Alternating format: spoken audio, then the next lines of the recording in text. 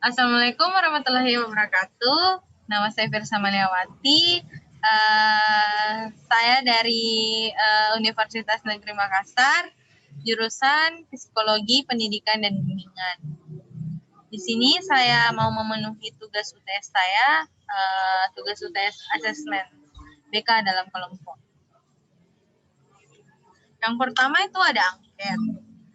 Angket merupakan salah satu instrumen pertanyaan yang diajukan kepada responden dan terdiri dari 3 bagian, yaitu angket, pengantar angket yang berisi tujuan angket serta petunjuk pengisian angket, dan item-item pertanyaan atau pernyataan. Angket merupakan salah satu alat asesmen non-tes berupa serangkaian pertanyaan atau pernyataan yang diajukan kepada responden atau bisa disebut dengan peserta didik, orang tua, atau masyarakat. Angket dapat dibedakan berdasarkan 3 jenis, yaitu berdasarkan bentuk pertanyaan dan bentuk pernyataan, berdasarkan respondennya atau sumber data, atau berdasarkan strukturnya. Kelebihan-kelebihan yang dimiliki oleh angket ini antara lain adalah praktis, ekonomis, memudahkan tabulasi pada angket tertutup, dan mendapatkan jawaban yang luas pada angket terbuka. Sedangkan kelemahan dari angket yaitu respondennya sering tidak teliti pada angket terbuka. Respondennya tidak sering teliti dalam menjawab sehingga pertanyaan yang terlewati tidak dijawab. Sulit untuk mendapat jaminan bahwa responden akan memberikan jawaban yang tepat. Yang kedua itu ada membahas tentang wawancara atau interview. Di sini wawancara atau interview adalah suatu percakapan antara 2 orang atau lebih dan berlangsung antara narasumber dan pewawancara. Tujuan wawancara adalah untuk memperoleh informasi yang akurat dari narasumber dengan menyampaikan beberapa pertanyaan tertentu kepada narasumber. Wawancara dapat dibedakan berdasarkan 4 jenis, yaitu wawancara terstruktur, wawancara tidak terstruktur, wawancara kelompok, dan wawancara semi terstruktur. Adapun kelebihan-kelebihan yang dimiliki wawancara antara lain bersifat fleksibel, dapat menggali informasi yang bersifat non-verbal, dapat menyampaikan pertanyaan secara spontanitas, dapat dipastikan untuk mendapatkan jawaban. Dapat juga menyampaikan berbagai bentuk pertanyaan, mempermudah informasi dalam memahami pertanyaan yang kompleks. Adapun kelemahan wawancara yaitu diantaranya memerlukan banyak waktu dan biaya.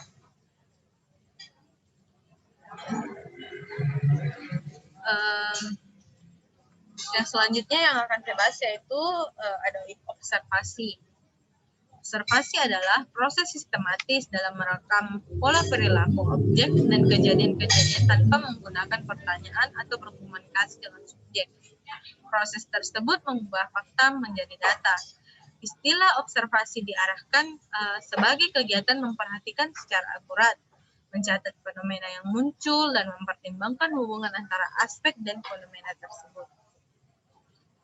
Observasi bertujuan untuk mendeskripsikan setting yang dipelajari, aktivitas-aktivitas yang berlangsung, orang-orang yang terlibat dalam aktivitas tersebut, dan makna kejadian yang dilihat dari perspektif mereka yang terlibat dalam kejadian yang diamati. Kelebihan teknik observasi terletak pada kemudahan mengakses setting. Metode observasi tidak mencolok atau tersamar, tidak menuntut untuk interaksi langsung dengan partisipan. Selanjutnya ada makalah tentang sosiometri. Sosiometri merupakan metode pengumpulan data tentang pola dan struktur hubungan antara individu-individu dalam suatu kelompok. Penggunaan angket sosiometri akan membantu guru pembimbing untuk memperoleh data yang menggambarkan pola hubungan, intensitas hubungan, dan posisi peserta didik dalam kelompoknya. Sosiometri memiliki 3 tipe yang memiliki masing-masing tujuan dan fungsi berbeda antara lain tipe nominatif, tipe skala bertingkat, dan tipe siadia. Yang keempat yaitu pada penggunaan sosiometri, setiap guru pembimbing harus mengikuti beberapa tahapan, yaitu perencanaan, pelaksanaan, serta pengolahan dan analisis hasil sosiometri.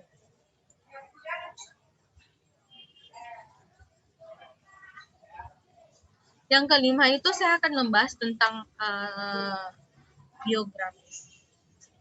Kata biografis berasal dari bahasa Yunani, yaitu bios yang berarti hidup dan graphein yang berarti tulis. Dengan kata lain, biografis merupakan tulisan tentang kehidupan seseorang. Biografis secara sederhana dapat dikatakan sebagai sebuah kisah riwayat hidup seseorang.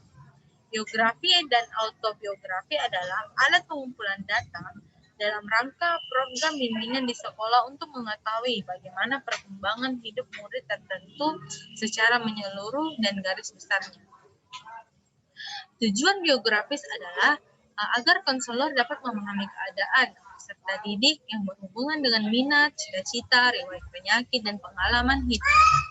Juga mengungkap kisah yang atau keterangan hidup peserta didik yang bersumber dari kisah nyata. Adapun kegunaan biografis dalam bimbingan dan konseling diantaranya adalah memperoleh gambaran-gambaran mengenai kejadian yang penting dalam kehidupan individu, mengetahui reaksi-reaksi pribadi atau sikap pribadi terhadap kejadian penting yang dihadapi individu dalam kehidupannya, memperoleh data mengenai individu atau pribadi, murid dan lingkungan hidupnya, mempelajari ungkapan pikiran dan perasaan individu terhadap dirinya sendiri dan lingkungan melalui catatan yang ditulis sendiri maupun dituliskan orang lain. Jenis-jenis biografis ada 4, yaitu biografi, autobiografi, buku harian, atau buku kenangan-kenangan.